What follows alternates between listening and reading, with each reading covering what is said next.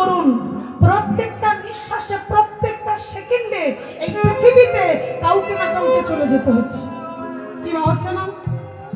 প্রত্যেকটা সেকেন্ডের মধ্যে কাউকে না কাউকে চলে যেতে হচ্ছে। ভাববেন না যে যাচ্ছে তো ওরা, আমি তো আর নয়, কিন্তু ভুলে যাচ্ছেন আমরাও কিন্তু সেই লাইনেই দাঁড়িয়ে আছি। কার কখন সময় আসবে কেউ তো জানি না। ভগবানকে কথা দেওয়ার বেলায় দিলাম, কিন্তু ধরায় এসে এই বদন দিয়ে আমরা কথা কুকথা বলে গেলাম, তার নাম করবার সময় পেলাম। সময় পাবো কি করে গো? আগেকার দিনে মা ঠাকুমারা সন্ধ্যা হলেই নাতি নাতনিদের কোলের কাছে বসে একটু রামায়ণ মহাভারতের গল্প করতেন। আর এখনকার মা ঠাকুমারা সন্ধ্যা হলে কি করে মা? ও আপনাদের এখানে হয় তাই তো? সন্ধ্যা হলেই সব সিরিয়ালের ঘরে গিয়ে বসে। আগেকার দিনে মা ঠাকুমারা সন্তানদের ছোট থেকে ধর্মীয় শিক্ষা দিতেন, কিন্তু এখন সন্ধ্যাবেলা শাকে ফুঁকটা দেবে সে সময় পায় না। কখন সিরিয়ালের বিজ্ঞাপন দেবে তারপর গিয়ে সন্ধ্যাটা দেবে, মানে একটা পর্ব মিস করে দেবেন। এটা তো আমাদের দুর্গতি। আমাদের দুর্গতি থেকে একজন ভক্ত তিনি কলম দিয়েছিলেন। কোন ভক্ত জানেন? তিনি আমাদের দুর্দশাটা খালি তুলে ধরেছিলেন যে আমাদের আচরণটা কেমন কেমন আচরণ দেখুন। সেই ভক্ত কলম দিয়ে বললেন, এই কলিযুগে सच कही तो तुम्हारे लट्ठा झूठ जगत के भुलाए गोरा से गली गली फिरी सुरा बैठल बेचान। এই কলিযুগে গাভী को तो हे कुत्ता को पाले बाछुर रह जाए भूखा संबंध को अच्छा खिलाए बाप रह जाए भूखा।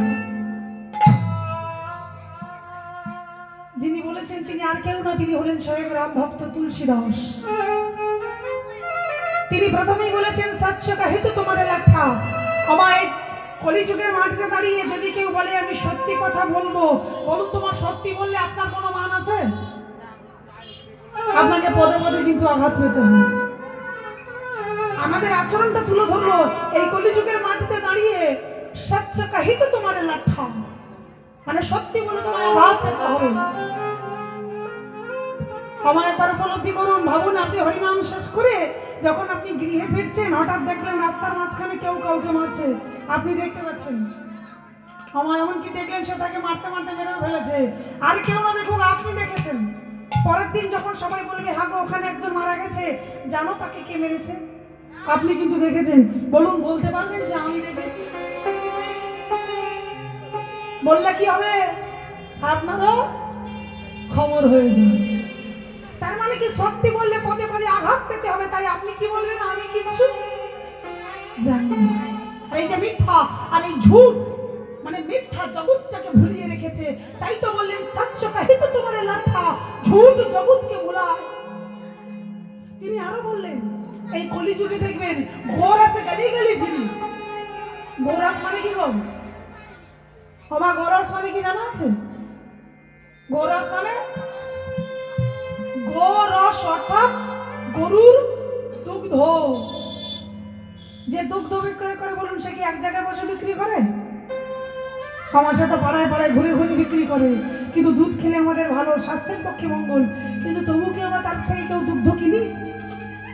কেউ নিই না। যেটা খেলে ভালো সে বাড়ি বই আনছে, আমরা কেউ তার থেকে নিচ্ছি না। কিন্তু বলুন তো যে সুরা বিক্রয় করে, যে সুরা বিক্রয় করে তাকে কি পাড়ায় পাড়ায় ঘুরে ঘুরে বিক্রি করতে লাগে? সে যদি একটা গোপন স্থানে চুরি করে লুকিয়ে বিক্রি করে, যে কাস্টমার হবে সেটি খুঁজে তার দোকানে চলে যাবে। তার এত কাস্টমার হবে যে সে মাল দিয়ে উঠতে পারবে। আমাদের দুর্দশা দেখুন, যেটা খেলে ভালো সে নিজে আসছে, আমরা নিচ্ছি না, আর যেটা খেলে আমাদেরই খারাপ আমরা তারই কাছে চলে যাচ্ছি, তার আসতে হচ্ছে। তাই তো বলেন গোরাসে গালি গালি ফিরি সুরা বৈঠল বেচান। এই কলিযুগে দেখবেন এরা গাভী কত হে কুত্তা কত নেই। আপনাদের এখানে আছে কিনা জানি না, আমরা তো বিভিন্ন জায়গায় যাই, ওই গিয়ে দেখি দেশি কুকুরগুলো খেতে পায় না, বাড়িতে বিদেশি কুকুর পুষে রেখেছে। কুকুরটাকে খাওয়াচ্ছে কি? গরুর দুগ্ধ। তাহলে দুগ্ধটা এনে যদি তুমি কুকুরকেই দেবে, তাহলে একবারও তোমার অন্তরটা কেঁপে উঠলো না? একবারও তোমার মাথায় এলো না যে বাছুরটাও না হারিয়েছে?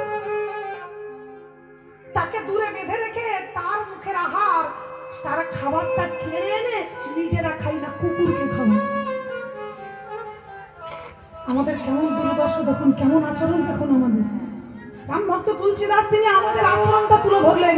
এই কলিযুগে এরা গাভী মতো হেকুত্তা কপালে বাছুর রয়ে যায় ভুখা। আর তারপরেই বললেন সম্বন্ধ আচ্ছা খিলায়। আমার সম্বন্ধ মানে কি জানেন তো?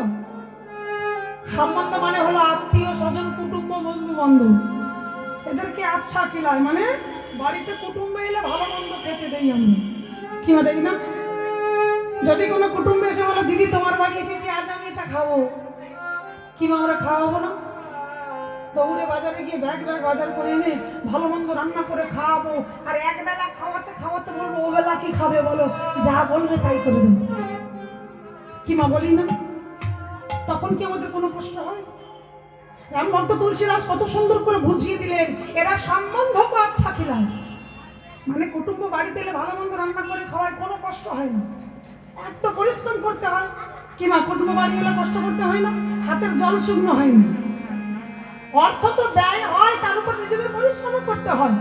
কি খাবে এক একটা আইটেম রান্না করতে করতে সময় বেরিয়ে যায়। তবুও বলি আর দুটো দিন থেকে গেলে হয়তো না, মানে চলে যাওয়ার কথা বললেই ব্যাগপত্র লুকিয়ে দিই, আরো দুটো দিন থাকুন, কেন? তখন আমাদের কোনো কষ্ট হয় না। কিন্তু কষ্টটা কখন হয় জানো? কষ্টটা আমাদের তখন হয় যখন আমাদের নিজেদেরই জন্মদাতা পিতা মাতাকে আমাদের নিজেদেরই দেখতে হয়ে যায়। কি মা তখন কষ্ট হয় না? কোন মায়ের যদি চাপতে ছেড়ে থাকে, সেই মা তখন হয়ে যায় মাস পালা।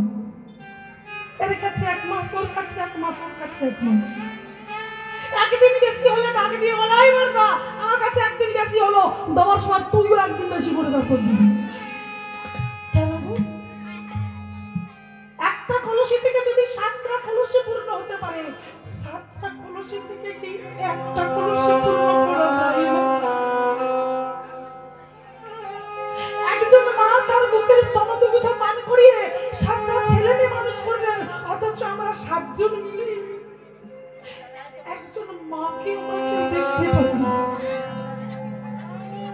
শাস্ত্রে আছে যতই তুমি দান করো পুণ্য করো রাশি রাশি, মনে রেখো ঘরে যে 2 জন আছে সেই পিতা মাতার চরণ তুল্য নয় রে সাগের ভয় আকাশ।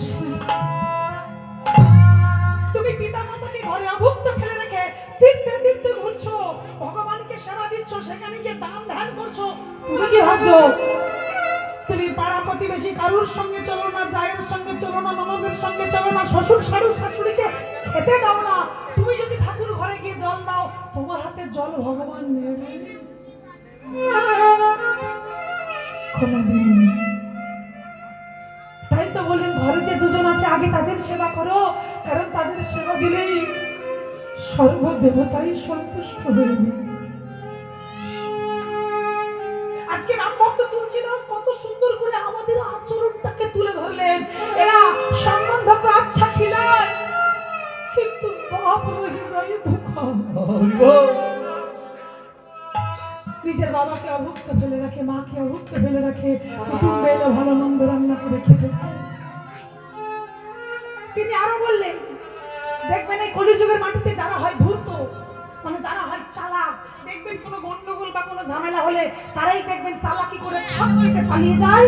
আর ধরা পড়ে কারা? যারা হয় সরল মনের মানুষ। তাই তো তিনি বললেন এরা চোরকে ছেড়ে সাধুকে বাঁধে, পতিতকে লাগায় ফাঁসি, যে হয় পতিত তাকেই ফাঁসির কাজটা তুলে দেয়। তাই তো রাম ভক্ত তুলসীদাস বললেন হাই রে কলিযুগ তেরি তামাশা দেখি, দুঃখ লাগে তবু যুগের সাথে তালে মিলিয়ে আমরা হাসি। আজ আমাদের দুঃখে দুঃখী হয়ে ভগবান নিজে চলে এলো কলিযুগে আমাদের মতো পাপী তাপীকে উদ্ধার করবার জন্য।